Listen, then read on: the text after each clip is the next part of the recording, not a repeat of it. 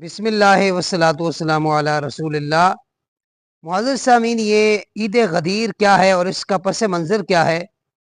حضور نبی رحمت صلی اللہ علیہ وآلہ وسلم حجت الوداع سے واپسی پر غدیر حم کے موقع پر 18 ذی الحجہ کے دن نبی علیہ الصلوۃ والسلام نے حضرت مولا کائنات مولا علی شیر خدا رضی اللہ تعالیٰ عنہ آپ کا ہاتھ پکڑا اور ہاتھ پکڑ کر فرمایا کہ من کن تو مولا ہوں فہذا علی مولا، فرمایا جس کا میں مولا ہوں اس کا علی مولا ہے۔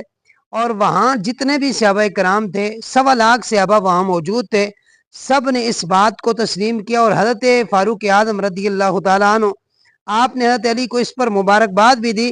سو یہ خوشی کا موقع تھا اور یہ حضرت علی کو جو مقام مرتبہ ملا تو ان کے چاہنے والے اس دن اسی لیے خوشی مناتے ہیں کہ اس دن انہیں اللہ تعالیٰ نے اور نبی علیہ الصلوۃ والسلام نے یہ شان، یہ مقام و مرتبہ عطا فرمایا۔ سو ان کے چاہنے والے اس دن خوشی مناتے ہیں اور خوشی منانے کا نام ہی عید ہے، اور یہی عید غدیر ہے۔ اللہ تعالیٰ سمجھ کی توفیق نصیب فرمائے۔